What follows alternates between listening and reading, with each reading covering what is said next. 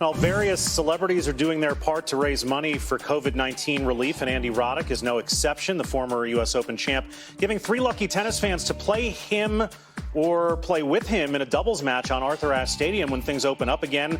It's all part of the All-In Challenge. And as Andy rejoins us on the show with John Wertheim and Jimmy Arias, that's a pretty neat opportunity for some tennis fan. How did that come to pass?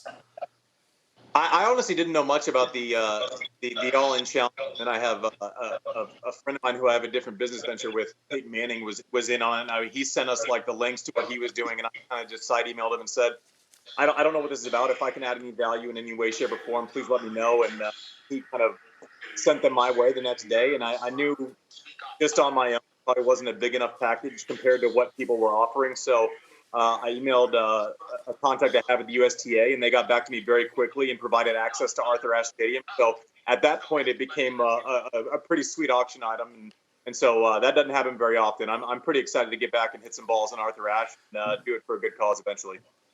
All right, it is a really sweet item.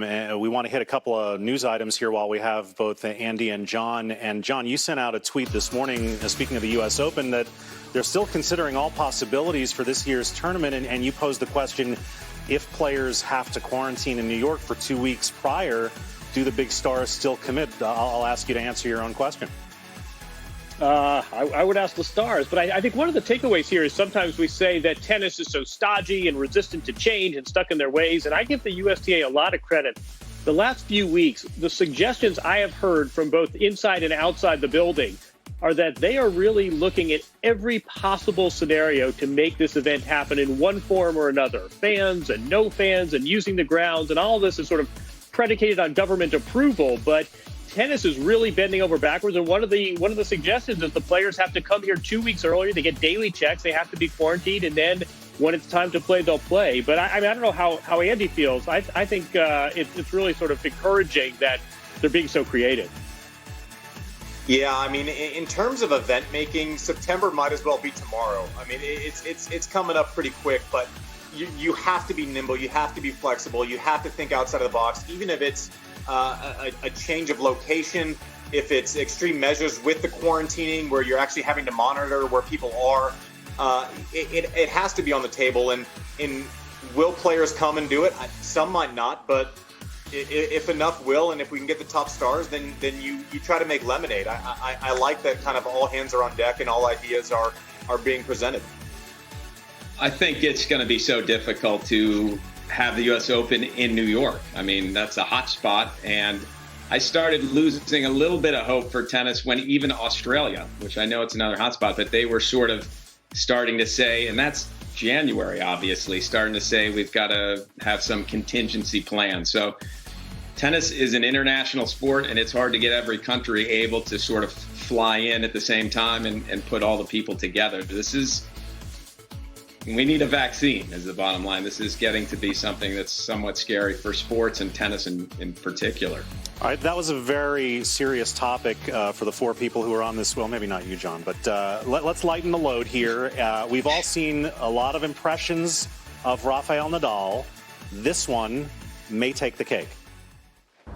Hello everybody, my name is Rafa Nadal.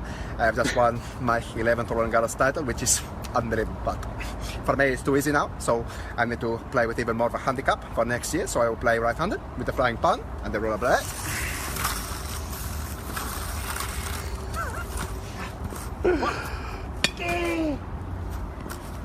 I am going to roll into my 12th Roland Garros title and chop everybody.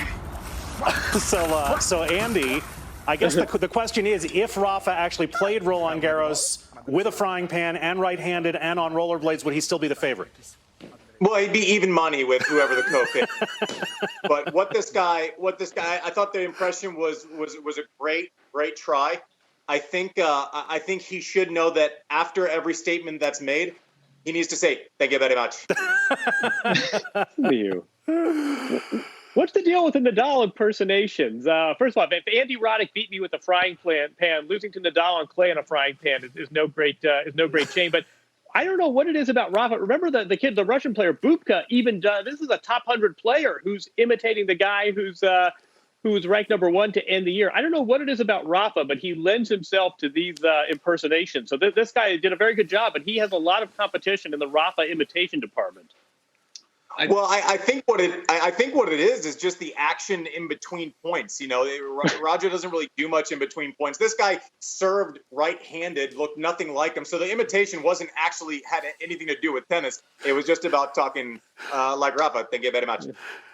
It is the quirks. He's got a lot of quirks, Rafa, so he's easy to imitate, and this guy does it pretty well. I do want to call Yahtzee on your thank you very much, Andy. That to me, and this may be before your time, that sounded a little more Andy Kaufman, Latka Gravis from Taxi, for those who remember, but you probably don't. John remembers.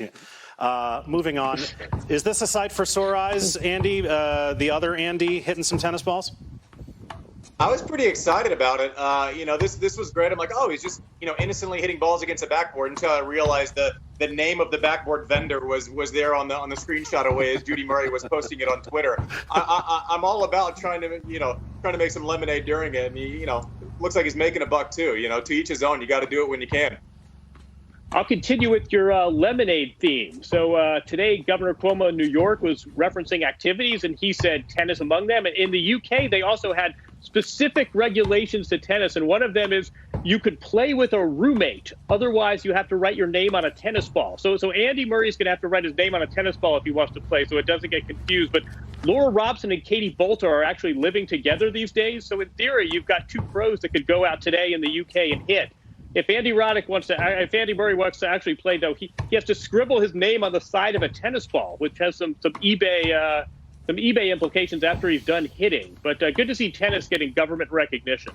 All right, let's move on to a flashback to this date in 1997, Andy. This was the day 23 years ago that a 15-year-old Roger Federer, I think you've heard of him, won his very first ITF-sanctioned junior title. It was in Prato, Italy. You and Roger are about 1 year apart in age, aside from your very well-publicized pro meetings. Did you cross paths with him much in the junior ranks?